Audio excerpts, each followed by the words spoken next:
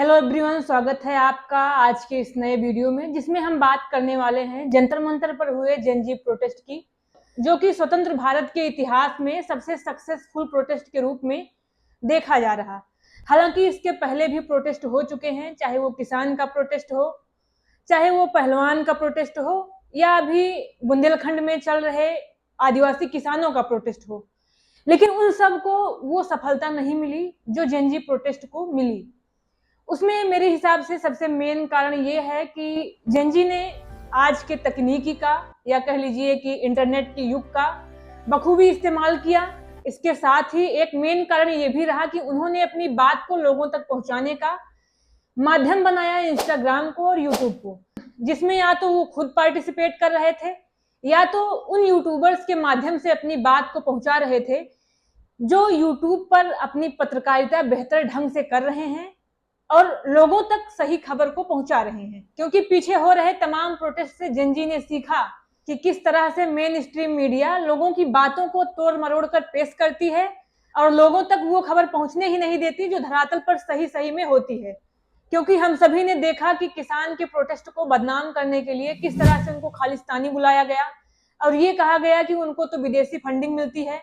वो किसान नहीं है, उन्हें 100-100 रुपए देकर इकट्ठा किया गया है। तो इस तरह की तमाम खबरें हमारे सामने आई और यही मेन वजह रही कि जेन जी ने मेन स्ट्रीम मीडिया को अपने प्रोटेस्ट तक घुसने ही नहीं दिया। क्योंकि उनको लेकर भी तमाम तरह की बातें उठी कि ये स्टूडेंट्स हैं ही नहीं, जो स्टूडेंट्स हैं वो पढ़ रहे हैं,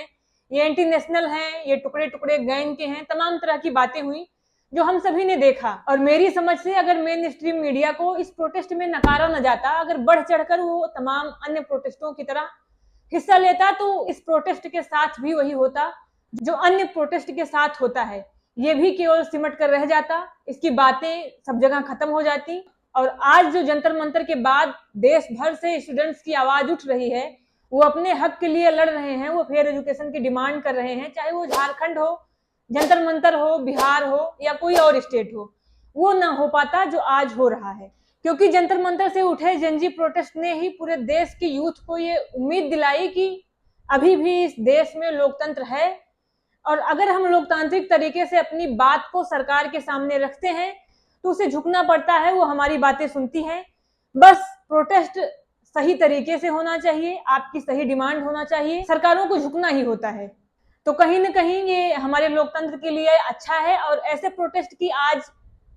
हर जगह जरूरत है। चाहे वो स्वास्थ्य के क्षेत्र में आप देख लीजिए, चाहे शिक्षा के क्षेत्र में देख लीजिए, या महिला सुरक्षा को देख लीजिए। बाकी आपका क्या कहना है, आप भी अपनी राय दे सकते हैं।